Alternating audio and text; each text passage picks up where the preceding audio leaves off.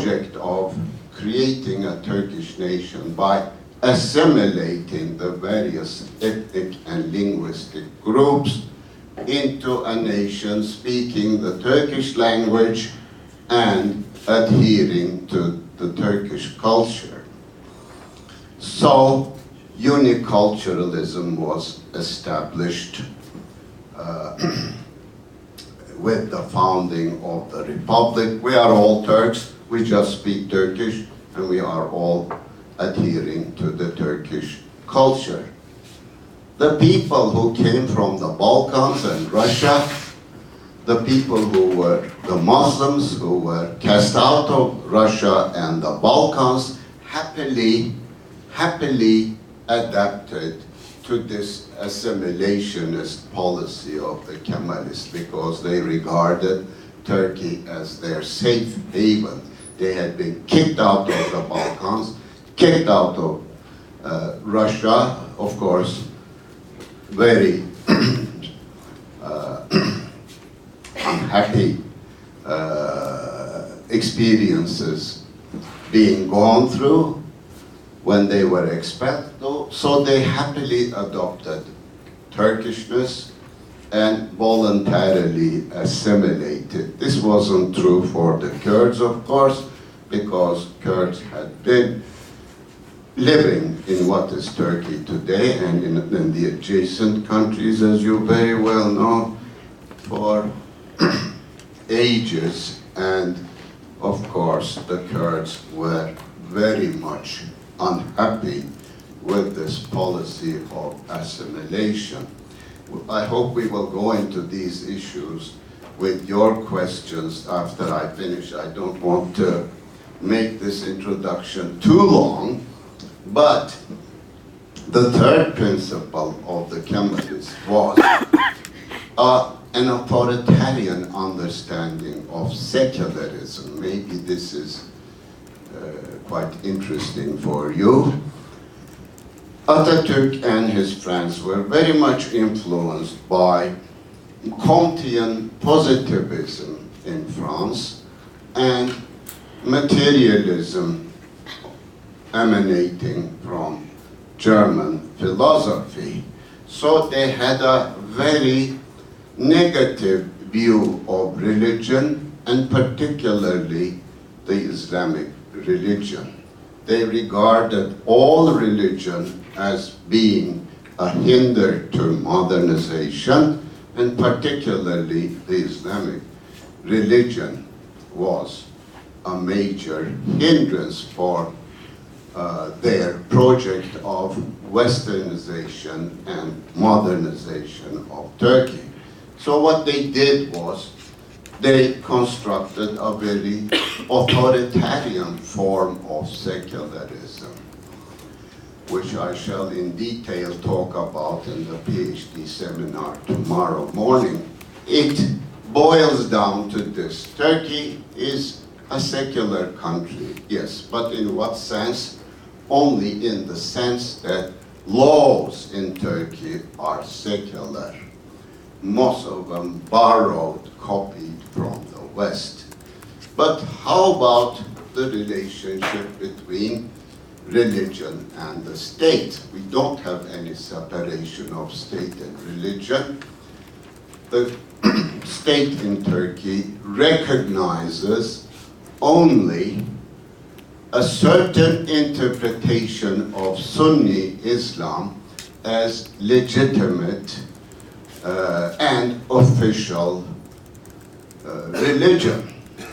It doesn't, the constitution says Turkey is a laïc country, adopts laïcité, which is also taken from French and France, of course.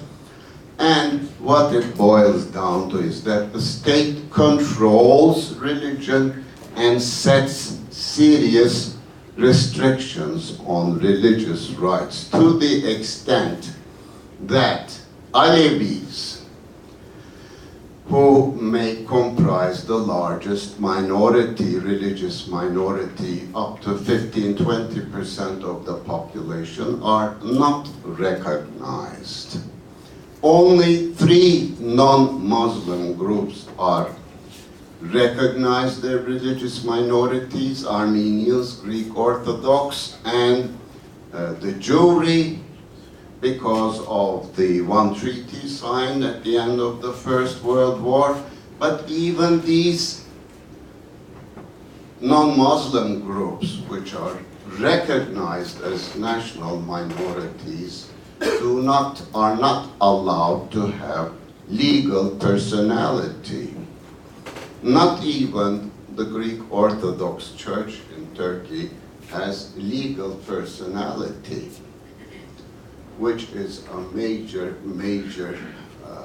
impediment to a secular state, because in effect you have just the presidency of religious affairs, which is the bastion of Kemalist secularism, controls all religious affairs of the country. All the mosques are run by this institution. All the clergy get their salaries paid by this institution. And the rest of the people who are not in this fold, of course, are not recognized, despite the fact that through the years, especially after the end of the Cold War, both the Kurds and the Alevis and other minorities are pressing for their rights.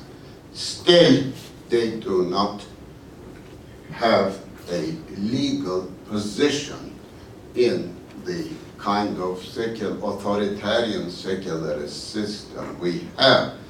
It is a rather suppressive and authoritarian kind of secularism. Now, what happened beginning in the 1990s was some dynamics coming into play which increasingly questioned the validity and rationality and modernity even of the Kemalist project. What were these forces? In 1980, maybe some of you will remember that we had a prime minister and then a president called Turgut Özal. Özal was the person who began to introduce liberalization and globalization reforms of the Turkish economy until the beginning of 1980s. Turkey had a state-dominated, state-led and protected against foreign competition kind of command economy, which actually did not serve much socio-economic development in the country. So Özal was the guy who understood that if Turkey was to develop socio-economically, we needed to break this command economy and introduce liberal reforms. And this was actually the start of the changing socio-economic or political economy landscape of the country. In what ways? Because of the increasingly liberalized, market-based and globalized economic policy pursued, economic business elites of the country started to change. Whereas during the command economy times, it was the state bourgeoisie and also private bourgeoisie, which was supported, subsidized by the state, which dominated the economy. Now with this opening of the economy, out in Anatolia, new business elites based in the industrial centers of Anatolia started to have a both economic and political impact on the country. These were mostly devoutly Muslim elites, but also believed in a democratic polity and a liberal economy. And the choices, the preferences of these Anatolian, not only business, but also professional elites, had a deep impact on what was the Islamist movement in Turkey. Now, I have by Islamism, people have attach different meanings to Islamism. But when it comes to Turkey, it is highly necessary to make a clearly defined concept of Islamism. Many people, if you are a devoutly Muslim person, many consider that it is inescapable that you are at the same time an Islamist. This is, of course, nonsense, because not all Muslims anywhere in the world support Islamist politics. It's only a fraction of the Muslim peoples who support Islamist politics.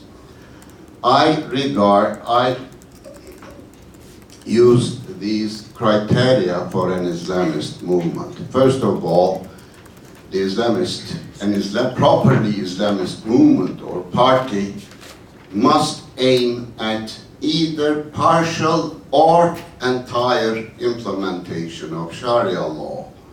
If a party doesn't stand for the implementation of Sharia law, I think it's not qualified properly to be called Islamist. Secondly, a common principle of Islamist movements is that they reject everything that is Western and Christian, including democracy, of course, and human rights and everything that goes along with that.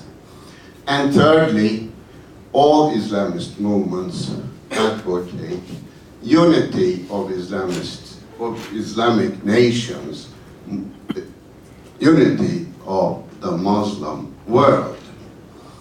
Now, in Turkey, the Islamist movement was suppressed. It was allowed to begin to organize only in early 1970s. The Islamist movement, I call it an Islamist movement because it was opposed to everything Western. It stood for the unity of Islamic nations, and however, it never really propagated for adoption of Sharia law. Maybe some intellectuals, Islamist intellectuals in the movement, did flirt with the idea, but the Islamist movement in Turkey actually never stood for implementation of Sharia law. So even this Islamist movement was affected by the changing political economy of the country beginning in the 1980s. And the people, especially